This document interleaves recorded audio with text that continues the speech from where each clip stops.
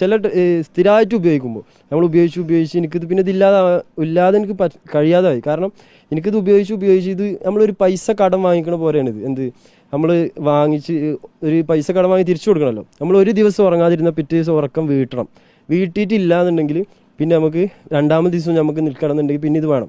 അങ്ങനെ 2 ദിവസം 3 ദിവസമൊക്കെ കഴിഞ്ഞ് ഇത് ഉറങ്ങാതിരിക്കുമ്പോൾ നമുക്ക് ഇത് ഉദാഹരണം പറയണത് നമുക്ക് ഓരോ മിന്നലുകൾ തോന്നും. അങ്ങനെ അതിന് നെഗ്ഗടിക്കാന്ന് പറയും. ഇതിൻ്റെ ഞങ്ങളൊരു ഫീൽഡിൽ നെഗ്ഗടിക്കാന്ന് പറയും. അങ്ങനെ ഇത് ഉദാഹരണങ്ങൾ ഇങ്ങനെ കാണും, ഓരോന്ന് മിന്നായം പോലെ കാണും.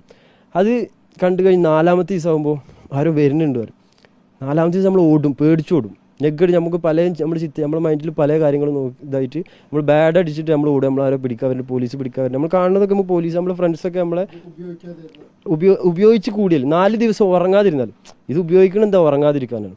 ഉറങ്ങാതെ ഇരിക്കാൻ വേണ്ടിയിട്ട് ഉപയോഗിക്കുന്നത്. ഉറക്കം 4 ദിവസം തുടർച്ചയായി ഉറങ്ങാതിരുന്നാൽ നമുക്കിത് പല ചിന്തകൾ വരും. നമ്മൾ ബാഡ് അടിച്ച് നമ്മൾ സംശയം, നമ്മൾ കൂട്ടുകാരായിട്ട് നമ്മൾ പ്രശ്നം ഉണ്ടാക്കും. അങ്ങനെ പല പ്രശ്നങ്ങളും അങ്ങനെ ആയിട്ട് പിന്നെ ആൾക്ക് ഭയങ്കര ഒരു ഇത് കിട്ടും.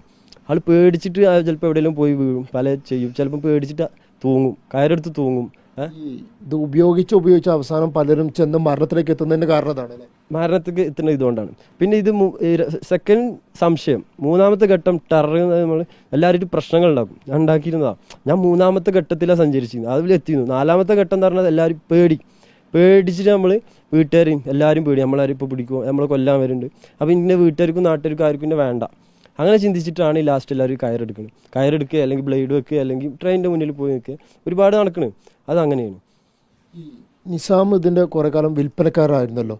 ആരൊക്കെയായിരുന്നു നിസാമിൻ്റെ കസ്റ്റമേഴ്സ്? ആരൊക്കെയായിരുന്നു കസ്റ്റമേഴ്സ് പറഞ്ഞാൽ, ഞാൻ അത്യാവശ്യം വിൽപ്പന നടത്തിയിട്ടുണ്ട്. ലാസ്റ്റ് ടൈമിൽ എന്നെ അഡിക്ഷൻ സെൻറ്ററിൽ കൊണ്ടാക്കിയിട്ടുണ്ട് വീട്ടുകാർ. കാരണം 3-ാമത്തെ ഘട്ടത്തിൽ എനിക്ക് എൻ്റെ വീട്ടുകാരെ പേടിയില്ല. ഒരാളിന് പേടിയാണ്, പോലീസിന് എക്സൈസിന് പേടിയില്ല. ഈ അഡിക്ഷൻ സെൻറ്ററിൽ പോകുന്നതിന് മുമ്പായിരുന്നല്ലോ ഇതിൽ വിൽപ്പന നടത്തിയിരുന്നത്. അപ്പോൾ കസ്റ്റമർ പറഞ്ഞാൽ നമ്മളെ നാട്ടിലുള്ള വലിയ ഹോസ്പിറ്റലിലെ ഡോക്ടർമാർ വന്നിട്ടുണ്ട്, നഴ്സുമാർ വാങ്ങിയിട്ടുണ്ട്.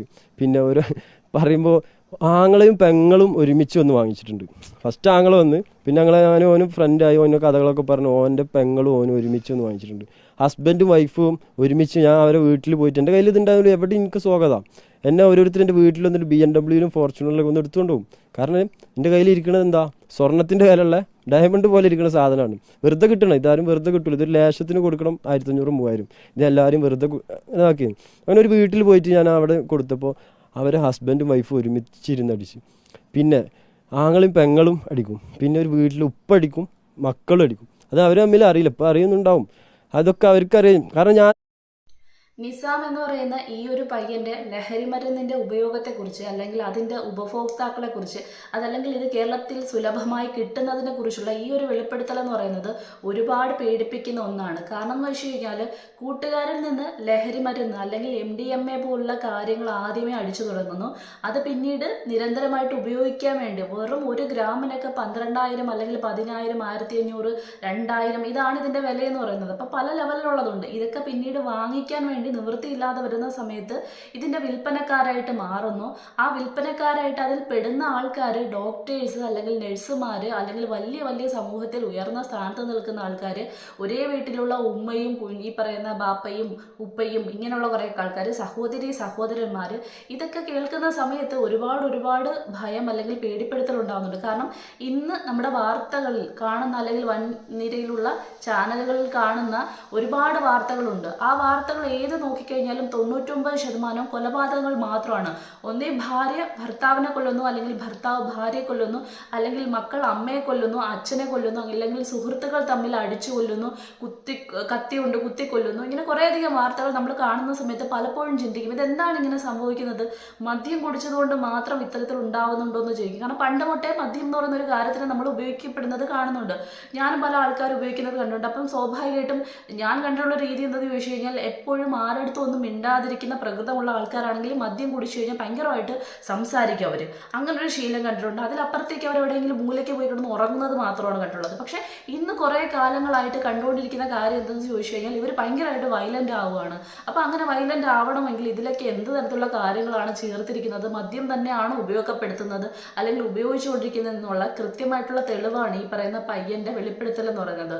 അതിലേറെ പേടിപ്പെടുത്തുന്ന ഒരു കാര്യം എന്ന് പറയുന്നത് ഇതിൻ്റെ ഉപഭോക്താക്കളിൽ കൂടുതൽ ഈ ഡോക്ടേഴ്സ് അല്ലെങ്കിൽ നഴ്സുമാരെന്ന് അറിയുന്ന സമയത്ത് സ്വാഭാവികമായിട്ട് നമ്മൾ ചിന്തിച്ചു പോകുന്ന ഇപ്പം പല ആൾക്കാരിൽ നിന്ന് നടക്കുന്ന അല്ലെങ്കിൽ പല ഡോക്ടേഴ്സിൻ്റെ കയ്യിൽ നിന്ന് പറ്റുന്ന കയ്യബദ്ധങ്ങളുണ്ട്. കുഞ്ഞ് മരിക്കുന്ന ഗർഭിണിയായിട്ടുള്ള സ്ത്രീ ഈ പറയുന്ന ഓപ്പറേഷൻ റൂമിലേക്ക് കയറ്റി കഴിഞ്ഞതിന് ശേഷം കുഞ്ഞും ഈ പറയുന്ന സ്ത്രീയും അല്ലെങ്കിൽ അമ്മയും മരിക്കുന്നു. ഇങ്ങനെ കുറേയധികം വാർത്തകൾ നടക്കുന്നുണ്ട്. അല്ലെങ്കിൽ ഈ പറയുന്ന സിറിഞ്ചോ കത്തിയോ ഇങ്ങനെയുള്ള കാര്യങ്ങൾ വയറ്റിൻ്റെ അകത്ത് തന്നെ കുത്തിത്തച്ച് വെച്ചിട്ട് പുറത്തിറങ്ങുന്ന അങ്ങനെ ഒരുപാട് വാർത്തകൾ കേൾക്കുന്ന സമയത്ത് അത് കയ്യബദ്ധം മാത്രമാണെന്ന് പറയപ്പെടുന്നുണ്ട്. ഒരുപക്ഷെ ഇതുപോലുള്ള കാര്യങ്ങൾ രക്തത്തെ പേടിയുണ്ടോ അല്ലെങ്കിൽ ഈ പറയുന്ന കാരണം ഇന്നത്തെ ഡോക്ടേഴ്സ് അല്ലെങ്കിൽ ബാക്കി കാര്യങ്ങളെന്ന് പറയുന്നത് പണം കൊടുത്ത് മേടിക്കുന്ന ഒരു കൂട്ടരുണ്ട്, നല്ല രീതിക്ക് പോകുന്ന ആൾക്കാരുണ്ട്.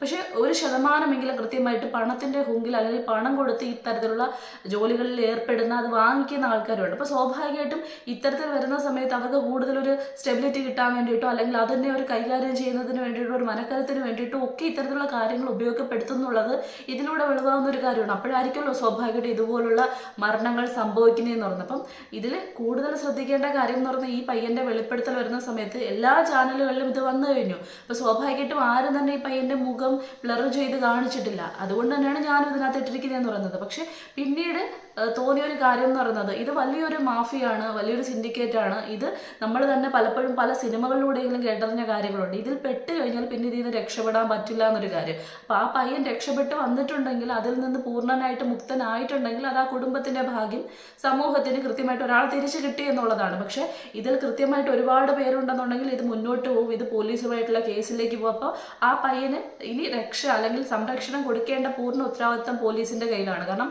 ഇതിന്റെ പിന്നിലുള്ള ആൾക്കാർ വലിയ ടീമുകളായിരിക്കും. നമുക്ക് തന്നെ ഊഹിക്കാൻ പറ്റുന്ന കാര്യമാണ്. ഇത്രയും കോടിക്കണക്കിന് രൂപ വരുന്ന അല്ലെങ്കിൽ 1-2 രൂപയല്ല, നമ്മൾ തന്നെ പറയുന്നുണ്ട് കോടിക്കണക്കിനാണ് മയക്കുമരുന്നുകൾ കേരള തീരത്ത് നിന്നും പല സ്ഥലങ്ങളിൽ നിന്നും ഈ പറയുന്ന പിടിച്ചെടുക്കുന്നതെന്ന് പറഞ്ഞാൽ ഇന്ത്യയുടെ പല ഭാഗങ്ങളിൽ നിന്നൊക്കെ പിടിച്ചെടുക്കുന്നുണ്ട്. പല രാജ്യങ്ങളിൽ നിന്ന് ഇങ്ങോട്ട് വരുന്നതോ ഇവിടുന്ന് അങ്ങോട്ട് പോകുന്നതോ ഇത്തരത്തിൽ ഒരുപാട് വാർത്തകൾ നമ്മൾ കേൾക്കുന്നുണ്ട്. അപ്പം ഇവിടെ യഥേഷ്ടം ഇത്തരത്തിലുള്ള ലഹരി മരുന്നിന്റെ ഒഴുക്കുകൾ നടക്കുന്നുണ്ട്. അതിന് പിന്നിൽ ഒരു കൂട്ടം ആൾക്കാർ കൃത്യമായിട്ട് പ്രവർത്തിക്കുന്നുണ്ട്.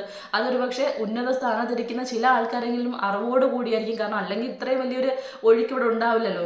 നമുക്കറിയാവുന്നവരോട് സ്കൂൾ കുട്ടികൾക്ക് അത് അടക്കം ഇത്തരത്തിലുള്ള കാര്യങ്ങൾ കിട്ടുന്നുണ്ടെങ്കിൽ ഇത് കർശനമായിട്ടുള്ള നടപടിയോ അല്ലെങ്കിൽ അതിന്റെ അന്വേഷണങ്ങളോ ഇവിടെ പൂർണ്ണമായിട്ടില്ല എന്ന് തന്നെയാണ് അതിൽ നിന്ന് വ്യക്തമാക്കുന്നത്. കാരണം ഇത്രയും വലിയൊരു വെളിപ്പെടുത്തലാണ് ആ പയ്യൻ നടത്തിയിരിക്കുന്നത്. അപ്പം ഈ വെളിപ്പെടുത്തലുമായി ബന്ധപ്പെട്ട് ഇപ്പം തന്നെ ഇത് ഏകദേശം വലിയ രീതിക്ക് തന്നെ ചർച്ചയാക്കപ്പെടുന്നുണ്ട്. അപ്പം ഇതുപോലെ ഈ പറയുന്ന നമ്മളെ ആരോഗ്യ മേഖലയെ അല്ലെങ്കിൽ നമ്മുടെ ജീവനുകളെ ഒരുപാട് ബാധിക്കുന്ന ഒരു കാര്യമാണ്. കാരണം ഇത് മറ്റു കുറേ പേരുടെ പേര് കേട്ടെങ്കിലും ഇതിനകത്ത് ഡോക്ടേഴ്സ്, നേഴ്സ് ഇവർ ഉപയോഗിക്കപ്പെടുന്നു എന്ന് കേൾക്കുന്ന സമയത്ത് കൊച്ചു കുട്ടികൾ, കോളേജ് സ്റ്റുഡൻസ് ഒക്കെ ഉപയോഗിക്കപ്പെടുന്നു എന്ന് പറയുന്ന സമയത്ത് വേണ്ട കാര്യമാണ്. അപ്പോൾ സ്വാഭാവികമായിട്ടും ഇനിയുള്ള തലമുറ ഒരുപാട് നശിച്ചു പോകുന്നതും ഒരുപാട് നമ്മൾ കഴിഞ്ഞ ദിവസം തന്നെ കാണുന്നുണ്ട്. കുട്ടികൾ പറയേണ്ട ഭാഷയൊന്നും അല്ല പറയുന്നത്. അവർ കുഞ്ഞ് പ്രായത്തിൽ തന്നെ കയ്യിൽ കത്തിയും മറ്റും എടുക്കുന്നുണ്ട്, ഭയങ്കരമായിട്ട് പ്രകോപിതരാവുന്നുണ്ട്, പൈസയ്ക്ക് വേണ്ടി അമ്മയും അച്ഛനെയും കൊല്ലുന്നുണ്ട്. ഇങ്ങനെയൊക്കെ ചെയ്യുന്നുണ്ടെങ്കിൽ ഇത് തന്നെയാണ് മയക്കുമരുന്നിന്റെ അമിതമായിട്ടുള്ള ഉപയോഗം, ആസക്തിയും കൊണ്ട് അവർക്ക് വരുന്ന കുറേയധികം കാര്യങ്ങൾ തന്നെയാണ്. അപ്പോൾ സ്വാഭാവികമായിട്ടും ഇതിനെതിരെയുള്ള കർശന നടപടികൾ ഇനിയെങ്കിലും കൈക്കൊണ്ടില്ലെങ്കിൽ നമ്മുടെ ഈ പറയുന്ന ഇനിയുള്ള ഭാവി തലമുറയുടെ കാര്യം എന്ന് പറയുന്നത് അവതാളത്തിലായി പോകും.